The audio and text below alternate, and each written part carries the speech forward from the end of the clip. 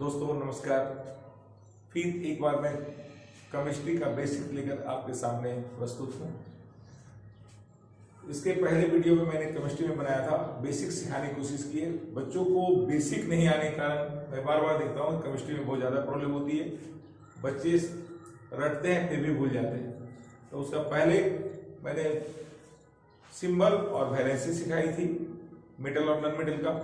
आज मैं रेडिकल्स के बारे में सिखाऊंगा। रेडिकल और फार्मूला दोनों बनाना सिखाएंगे। अगर पूरा वीडियो आप देखेंगे तो आप आज के बाद केमिस्ट्री का फार्मूला अपने आप बना लेंगे। मतलब उसके लिए किसी से सहारे की जरूरत नहीं पड़ेगी और केमिस्ट्री आपको अच्छी तरह से समझ में आएगी। तो आपसे आग्रह है कि वीडियो को आराम से अच्छी तरह से दिमाग को कंसंट्रेट करके देखिए और हम कोशिश करते हैं कि आपको अच्छे से समझा सकें। सबसे पहले मैंने कुछ रेडिकल्स का नाम लिख दिया यहाँ पे। Ammonium hydroxide, nitrate, nitrite, nitrate, chlorate, bicarbonate, sulphate, bisulphate, carbonate, sulphate and sulphide. ये मूलक और भी मूलक है। मैंने मेन मूलक जो आपको जरूरत ज्यादा पड़ती है उसका मैंने यहाँ पे नाम लिख दिया है। इसका सबका मैं पहले रेडिकल होता है क्या मैं बताऊं। एक परमाणुओं का समूह होता है। परमाणु या परमाणुओं के वे समूह जो रासायनिक प्रतिक्रिया में एक परमाणु की तरह कार्य करता है। रासायनिक प्रतिक्रिया में एक परमाणुओं का समूह रहता है, माने एक से अधिक परमाणु रहेंगे, लेकिन रासायनिक प्रतिक्रिया में वे परमाणु की तरह काम करते हैं, उसे हम मूलक कहते हैं। जो एक यहाँ पर है अमोनियम NH4, मैं यहाँ बताना चाहूंगा। यहाँ पर नाइट्रोजन एक है और हाइड्रोजन कितने हैं? चार और 5 मिलकर के एक ही एक परमाणु की तरह काम करता है। Hydroxide OH, nitrite NO2, nitrate NO3, chlorate ClO3, bicarbonate HCO3, sulphate bisulphate HSO4, carbonate CO3, sulphate SO4 और सल्फाइड SO3। ये मैंने लिखा। आपने यहाँ देखा होगा क्लोरीन का संकेत सिंबल जो होता है वो Cl होता है, इसने मैंने स्मॉल एल दिया। लेकिन यहाँ पर आप देख रहे हैं यहाँ पर जितने बड़े बड़े हैं वो अलग अलग एलिमेंट्स हैं। जैसे यहाँ पर है HCO3 माने ऑक्सीजन 3, कार्बनिक और हाइड्रोजन, मतलब यहाँ 5 है, यानी 5 एटम्स मिल करके और एक एटम की तरह व्यवहार करते हैं। अब ये हो गया इसका फॉर्मूला और अब इसका वैलेंसी निकालेंगे। वैलेंसी भी याद कर लेंगे। वैलेंसी तो याद करनी पड़ेगी। एक मात्र रेडिकल है अमोनियम जिसकी वैलेंसी होती है +1। याद रहे, अमोनियम एक मात्र रेडिकल है जिसकी वैलेंसी प्लस होती है, बाकी सबों की माइनस होती है। यानी हो गया -1, इसका भी -1, इसका भी -1, इसका भी -1, इसका भी -1, इसका भी -1, इसका होता है -2, इसका भी -2, इसका भी -2। एक बार मैं फिर से पुनः बताऊं। मैंने बताया था प्लस मतलब जब हम कंपाउंड बनाते हैं तो प्लस वाले पहले लिखाते हैं और माइनस वाले बाद में लिखाते हैं। तो मैंने यहाँ पे 10 रेडिकल्स का नाम लिखा है। रेडिकल्स और भी है, लेकिन 10 मैंने इसलिए लिखा कि ये 10 रेडिकल अगर आप जानते हैं तो केमिस्ट्री के बेसिक्स लगभग जितने कंपाउंड्स बनते हैं उसको आप आराम से बना सकते हो। तो आज हम सिखाएंगे पहले कि ये रेडिकल्स जितने हैं सबका आप नाम याद कर लेंगे, सभी का फार्मूला याद करेंगे और वैलेंसी याद करेंगे। उसके बाद हम सिखाएंगे फॉर्मूला बनाने के लिए कंपाउंड्स का। यहां लिखेंगे फॉर्मूला ऑफ कंपाउंड्स कैसे निकालते हैं। पहले मैंने सिखाया था मेटल्स नॉन मेटल्स। तो सबसे पहले मेटल्स के जितने भी मेटल्स हैं उसके ये बनते हैं। मेटल्स जैसे सोडियम, पोटासियम, कैल्शियम, मैग्नीशियम। अब कंपाउंड कैसे बनेंगे आप पढ़े होंगे, आप बार बार पढ़ते होंगे 7th क्लास में 8th क्लास में कि calcium hydroxide, sodium chloride, potassium chloride, sodium sulphate, potassium sulphate, calcium bisulphate, और उसका वहां फार्मूला लिखा रहता है। आपको समझ में नहीं आता है तो याद भी नहीं करते, छोड़ देते हैं कि छोड़ो इसको क्या करना है, ये लिखा हुआ है मेरे को समझ में नहीं आ रही। लेकिन मैं यहाँ सिखाऊंगा आपको कि आप आराम माने अगर इसको ध्यान से देखें तो आज के बाद केमिस्ट्री का बेसिक आपको पूरी अच्छे तरह से समझ में आएगी। जैसे आपको लिखना है कैल्शियम कार्बोनेट। अभी पूछते हैं कि कैल्शियम का सिंबल क्या होता है। तो इसके पहले हमने एक वीडियो डाला है सिंबल एंड वैलेंसी, एक बार उसको देखिएगा। और मैंने उसको याद करने का पूरा तरीका भी सिखा दिया था कि विद इन 5 मिनट्स में आप पूरा सिंबल और वैलेंसी आराम से निकालने के लिए सीख जाएंगे। तो एक बार उस वीडियो को श्योर देखिएगा और उसके बाद मैं आगे बताने की कोशिश करता हूँ। कैल्शियम का सिंबल होता है Ca, कैल्शियम का सिंबल होता है Ca और इसकी वैलेंसी होती है +2। +2 मतलब ये प्लस मतलब ये पहले लिखाएगा। कार्बोनेट, यहाँ देखिए कार्बोनेट लिखा हुआ है, इसकी क्या लिखा हुआ है यहाँ पे फार्मूला CO3, इसकी वैलेंसी है -2। अब एक क्वेश्चन देखिए सर, एक जगह आपने प्लस लिखा है एक जगह माइनस लिखा है, आखिर क्यों लिखा है? तो प्लस मतलब होता है ये पहले आएगा और माइनस वाला आएगा बाद में आएगा। अब दोनों का काम खत्म, प्लस माइनस का काम खत्म हो गया। मैंने पहले और बाद में कौन लिखाएगा, ये प्लस और माइनस बताता है। उसके बाद क्या होता है, अब हम देखेंगे कि दोनों की वैलेंसी सेम है कि डिफरेंस है। अगर दोनों की वैलेंसी सेम है तो दोनों की वैलेंसी सेम है तो इन दोनों को, इसको भी और इसको भी, दोनों को भी क्या करेंगे, हटा देंगे। बचा यहाँ कितना Ca, यहाँ बचा CO3, यानी कैल्शियम कार्बोनेट का फार्मूला हो गया CaCO3। उम्मीद करते हैं आपको समझ में आया होगा। और इसी तरह से अभी हम और भी निकालते हैं, जैसे है कैल्शियम हाइड्रोक्साइड। इसका देखिए क्या होता है, कैल्शियम का हो गया Ca, हाइड्रोक्साइड का यहां देखिए हाइड्रोक्साइड है, इसका सूत्र होता है OH। इसकी वैलेंसी भी मैंने जब सिखाई थी +2, इसका होता है -1।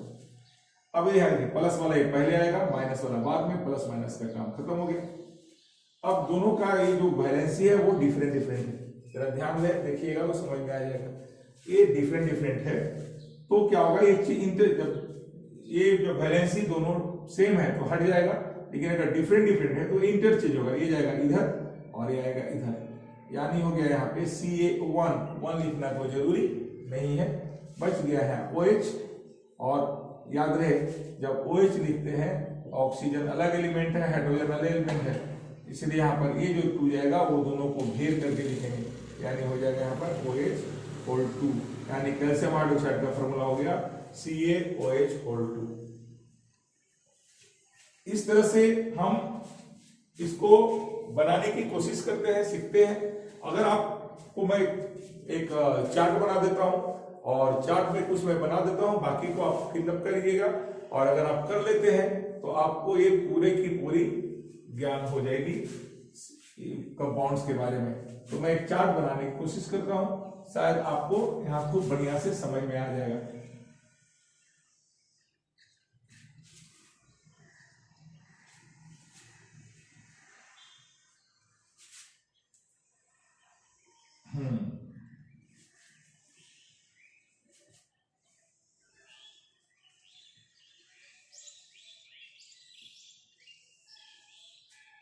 ये अगर केमिस्ट्री सीखनी है तो ये जो मैं बता रहा हूं इसको आपको सीखना ही होगा, और अगर सीख लेंगे तो उम्मीद करते हैं कभी कभी आपको शर्मिंदा होना नहीं पड़ेगा।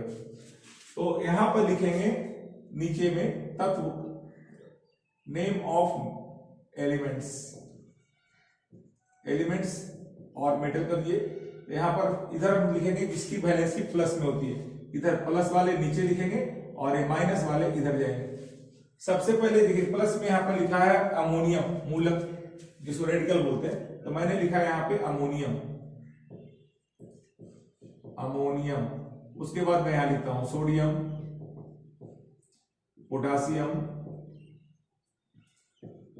पोटासियम, कैल्शियम, मैग्नीशियम और यहां लिखते हैं सिल्वर। अब यहां देखिए ये तो मैंने लिखा है एलिमेंट्स, ये जो मेटल्स है। अब इधर लिखते हैं आपके रेडिकल्स, इधर जाएंगे रेडिकल्स जाएंगे इधर। मैं यहाँ रेडिकल्स में कुछ का नाम लिख दे रहा हूं, प्लस वाला तो प्लस वाले जो प्लस है वो आएंगे इधर और जिनका माइनस है वो जाएंगे इधर। तो यहां पर मैंने लिखा पहले हाइड्रोक्साइड, उसके बाद लिखा बाइकार्बोनेट, मैं कुछ का नाम लिख दे रहा हूं, बाकी आप लोग कार्बोनेट। फिर लिखा मैंने यहां पे सल्फेट,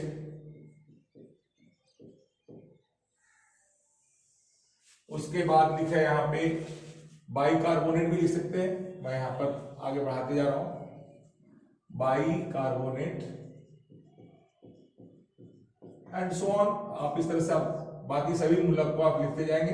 मैं यहाँ पे एक चार्ट बना रहा हूं ताकि आपको कुछ कुछ समझ में आ जाए और इस तरह से आप करें। सबसे पहले एलिमेंट्स में अमोनियम का लिखा था फार्मूला NH4 और इसकी वैलेंसी थी +1।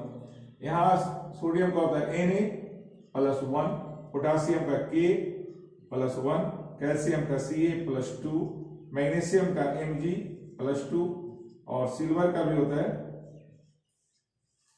+1।